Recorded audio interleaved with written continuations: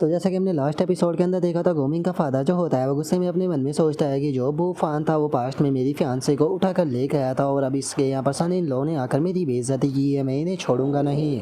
और उसके इतना सोचते के साथ ही हम ली चैन के जो साथी होते हैं उसे देखते हैं, जिसमें से एक जो होता है वो बोलता है कि ठीक है, मैं यहाँ से वापस आ रहा हूँ ताकि मैं लॉर्ड को इस बारे में रिपोर्ट कर सकूँ, तब तक कि तुम यहाँ पर रुको और यंग मास्टर के बाहर आने का इंतज़ार करो। और उसके इतना बोलते के साथ ही हमारा व्यू जो होता है वो सिटी के बाहर आ जाता है, जहाँ पर कि हम देखते हैं कि एल्डर डॉन लाओ जो होता है वो ली टियान की कैरेज के सामने आ चुका होता है।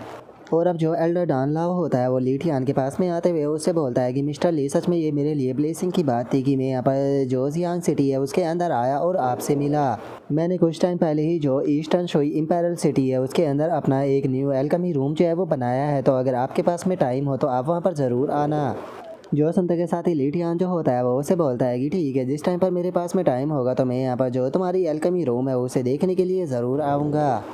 जो सुनते के साथ ही एल्डर डॉन लाओ जो होता है वो ली टियान के पास में आते हुए बोलता है कि मिस्टर ली, मैंने सुना है कि जो डेसोलेट रीजन के अंदर सेलेस्टियल आर्टिफैक्ट अपेयर हुआ था उसे आपके द्वारा प्राप्त कर लिया गया है, तो क्या जो सिटी के अंदर अभी अभी प्रेशर रिलीज हुआ था वो उसी सेलेस्टियल आर्टिफैक्ट की मदद से रिलीज किया गया था? मैं जानता हूँ कि सेलेस्टियल आर्टिफैक्ट को रखने से काफ़ी सारी मुसीबतें जो होती है उसका सामना करना पड़ता है। अब ऐसा भी हो सकता है कि बहुत सारे लोग जो है वो आपके लिए प्रॉब्लम क्रिएट करने की कोशिश करें, तो इसीलिए मैं आपसे कहना चाहता हूँ कि फ्यूचर में अगर आपको किसी भी प्रकार की प्रॉब्लम का सामना करना पड़ता है तो आप जो ईस्टर्न शोई इम्पेरियल सिटी है वहाँ पर आकर मुझसे बात कर सकते हैं, मैं यहाँ पर आपकी मदद ज़रूर करूँगा। जो सुनकर अब जो ली टियान होता है वो वहाँ से जाने लगता है। वहाँ से जाते हुए जो एल्डर डॉन लाओ होता है उससे बोलता है कि ठीक है, अगले 15 दिनों के अंदर मैं इम्पेरियल सिटी जो है उसके अंदर मिलने के लिए ज़रूर आऊँगा।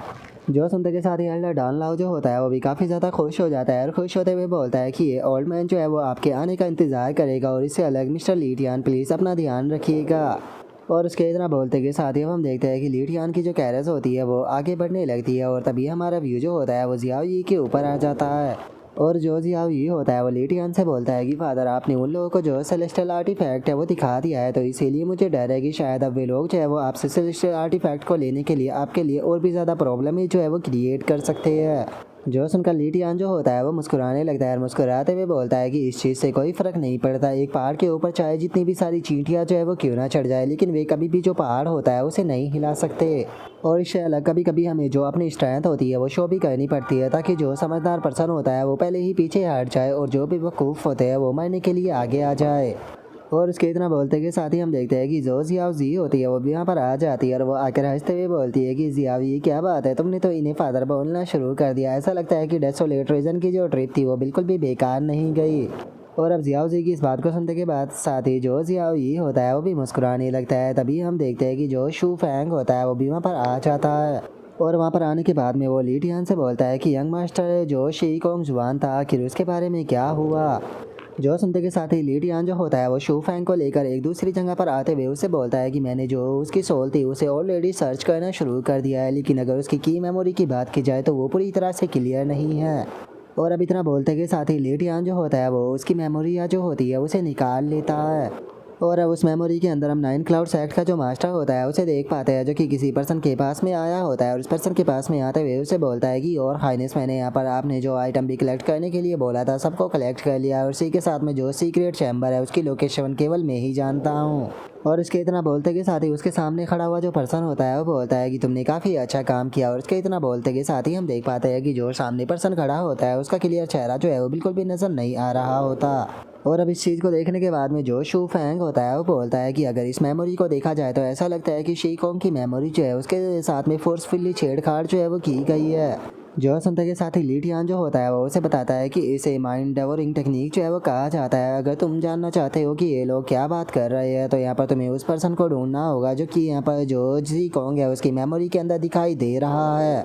जो सुनते के साथ ही शो फैंग जो होता है वो बोलता है कि यंग मास्टर, सबसे बड़ी प्रॉब्लम की बात यह है कि अभी अभी हमें ये चीज़ जो है वो क्लियर नहीं हुई कि जियाओ ये की जो है वल्ली बोन है ये उन आइटमों के अंदर भी है थी या नहीं जिससे कि जो शी कोंग है उसने मेंशन किया। जो सुनकर ली टियान जो होता है वो बोलता है कि तुम्हारी बात सही है, लेकिन चलो ये काफ़ी अच्छी बात है कि जिस सीक्रेट चैम्बर की उसने बात की थी उस सीक्रेट चैम्बर की जो लोकेशन है वो मैंने ढूंढ ली है, तो इसीलिए मुझे लगता है कि हमें उस सीक्रेट चैम्बर के अंदर जाकर शायद कोई क्लू जो है वो मिल जाए। और अगर एक बार ये काम जो है वो सही से कंप्लीट हो जाता है तो उसके बाद में हम लोग जो है वो 9 क्लाउड सेक्ट के अंदर जाएंगे, क्योंकि अब टाइम आ चुका है 9 क्लाउड अपर सेक्ट को पूरी तरह से ख़त्म करने का। और उसके इतना बोलते के साथ ही अचानक से हम देखते हैं कि ली टियान की जो कैरेस होती है वो अचानक से ही रुक जाती है, जिसे देखते के साथ ही सभी लोग जो होते हैं वो हैरान हो जाते हैं और किसी को भी कुछ समझ में नहीं आता।